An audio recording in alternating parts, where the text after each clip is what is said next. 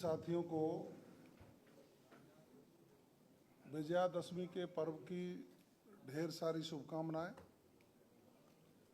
और आज महत्वपूर्ण दिवस इसलिए भी है, परम पूज्य राष्ट्रपिता महात्मा गांधी जी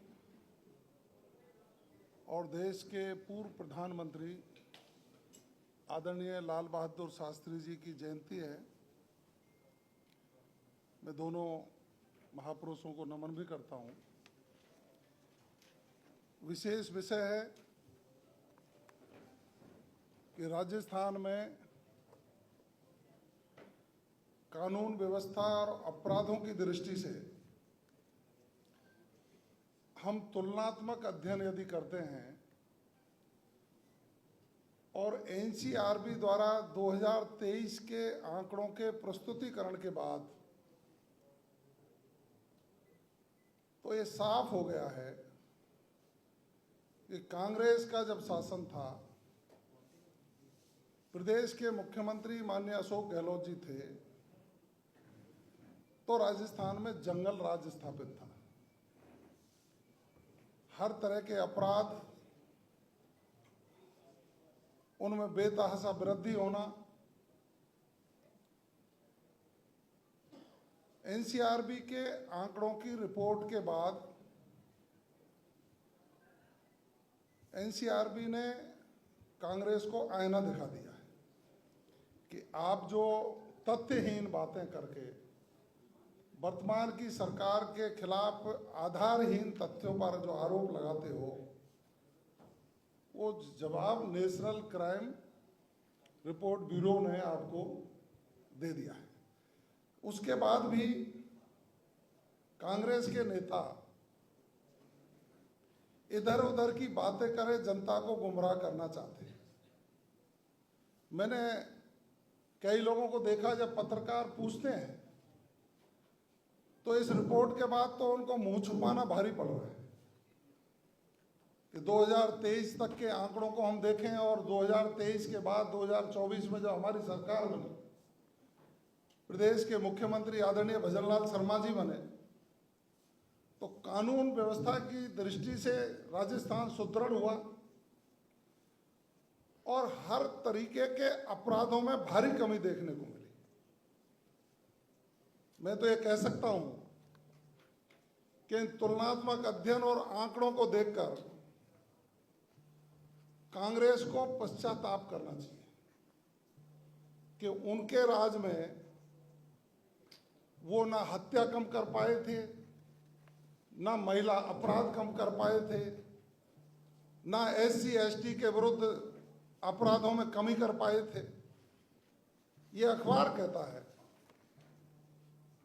7.2% अपराध बढ़े थे उनके।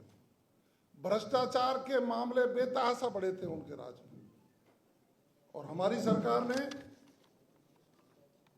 प्रदेश के मुख्यमंत्री बने, बैठते ही जैसे ही उन्होंने कार्यभार संभाला, उन्होंने स्पष्ट संदेश दिया कि अपराध के खिलाफ कठोर कार्रवाई करेंगे, राजस्थान में अमन चैन शांति स्थापित करेंगे और कितना भी बड़ा कोई माफिया हो उसका स्थान सलाखों के पीछे होगा।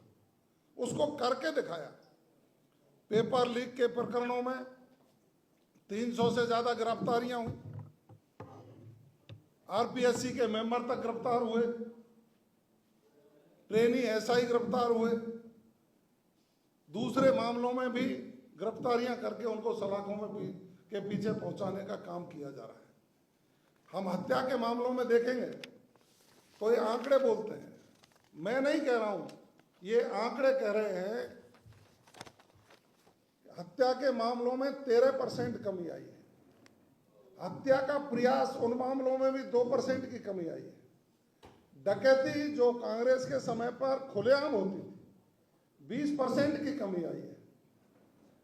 आप देखिए, बलवा जो होते थे, इनके द्वारा कई इनके नेता उसमें शामिल मिले। बलवों में 76% की कमी राजस्थान की सरकार माननीय मुख्यमंत्री भजनलाल शर्मा जी के नेतृत्व में जो कानून व्यवस्था सुदृढ़ हुई, उसके कारण बलवों में 76% की कमी आई, जो बहुत बड़ा। आप देख सकते हैं नकबजनी की जो घटनाएं होती थी उनमें 14% की कमी आई है। अन्य छोटे मोटे जो प्रकार के अपराध होते थे उनमें 16% की कमी आई है। हम कुल मिलाकर के देखेंगे तो हर तरीके के अपराध में कमी रजिस्टर्ड हुई है। बलात्कार के मामले 7% कम हो गए, लूट के मामले 17% कम हो गए। ये एक अच्छे नेतृत्व की पहचान है। ये भारतीय जनता पार्टी की सोच और भारतीय जनता पार्टी की सरकार की सोच है कि हम सत्ता में रहेंगे तो कानून व्यवस्था सुदृढ़ करेंगे, अंतिम पंक्ति में बैठे व्यक्ति को समृद्ध करेंगे। और एक तरफ वो लोग जब थे जो कांग्रेस के लोग बड़बोलापन कर रहे हैं, उनको क्या सांप सूंघ गया था उस समय, वो कानून व्यवस्था सुदृढ़ कर नहीं पाए, जनता को योजनाओं की डिलीवरी दे नहीं पाए और अब जनता के बीच में अप्रासंगिक हो गए।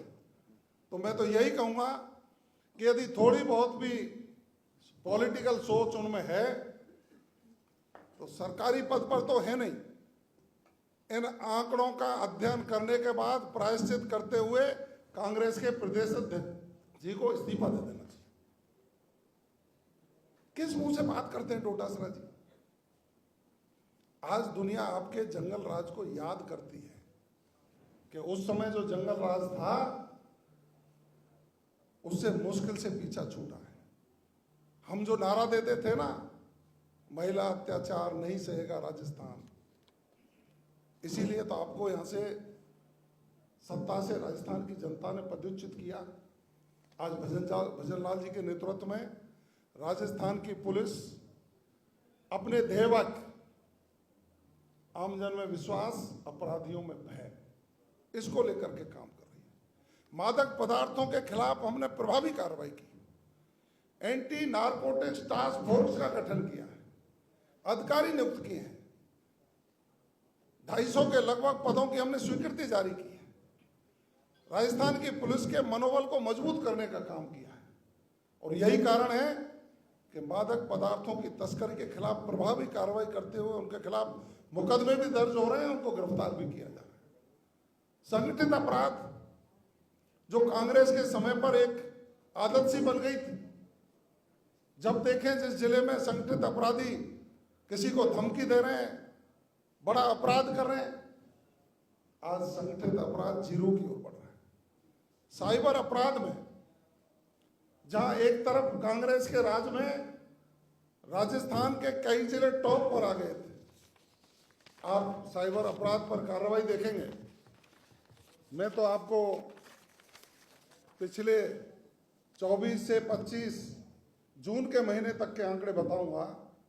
जून 2024 में 31% अपराधों में कमी आई थी, जो बढ़कर जून 2025 में 68% कमी दर्ज की गई। ये प्रभावी कार्रवाई, योजनाबद्ध तरीके से कार्रवाई की गई। और जब मुखिया दृढ़ निश्चयी होता है कि हम अपराध के खिलाफ कठोर कार्रवाई करेंगे, तो पुलिस का मनोबल बढ़ता है। और वही राजस्थान की पुलिस है। उनके समय भी यही राजस्थान की पुलिस थी, लेकिन चूंकि नेताओं के प्रभाव में आकर पुलिस को कार्रवाई नहीं करने दी जाती थी। आज वही पुलिस है, पुलिस का मनोबल ऊंचा हुआ है। तो मुखिया के निर्देशन में अपराध पर अंकुश लगाने का काम कर रही है।